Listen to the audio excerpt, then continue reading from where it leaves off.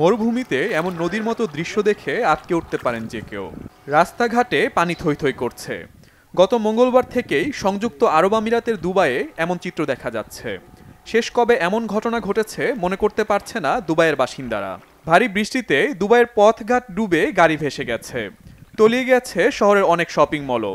স্তব্ধ দুবাইয়ের অনেক রাস্তা। আকস্মিক বন্যায় দুবাইয়ের জনজীবনে নেমে এসেছে দুর্ভোগ। ড্রেনেজ ব্যবস্থা নিয়ে অনেকের অভিযোগ আছে। গাড়ি ও প্রয়োজনীয় জিনিসপত্র বন্যার পানিতে ভেসে যাওয়ায় অনেকেই দুঃখ প্রকাশ করছেন। দুবাইতে বেড়ে উঠলেও অনেকের কাছে এ চিত্র একেবারেই নতুন।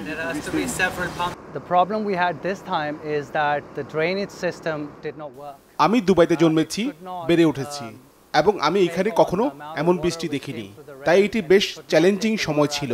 আপনি বিশ্বাস করতে পারবেন না এখানে কতটা বৃষ্টি হয়েছে। আমাদের ড্রেনেজ ব্যবস্থা একেবারে কাজ করেনি। বৃষ্টিতে যে পরিমাণ পানি জমেছিল তা সহজে নেমে যায়নি, বরং পানি শুধু বাড়তেই থাকে।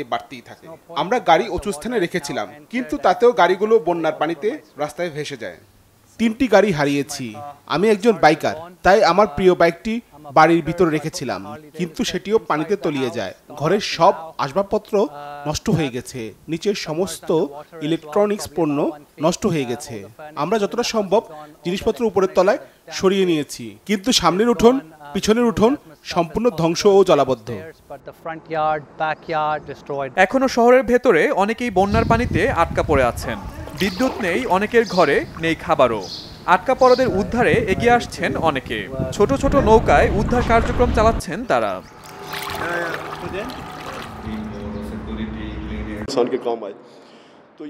এখানে পুরো প্লাবিত হয়ে আছে। এমন বিল্ডিং আছে যেখানে বিদ্যুৎ নেই, জল নেই, ভাড়াটেদের খাবারও নেই, তাই আমরা তাদের সাহায্য করছি।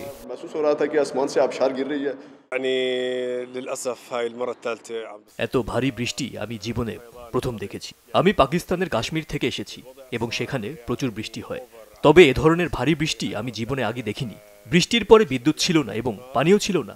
আমরা আমাদের নৌকা ব্যবহার করে লোকদের সাহায্য করেছি। তাদের প্রয়োজনীয় স্থানে যেতে আমরা সহযোগিতা করে যাব। Shahid Arafat, Bangla vision news desk.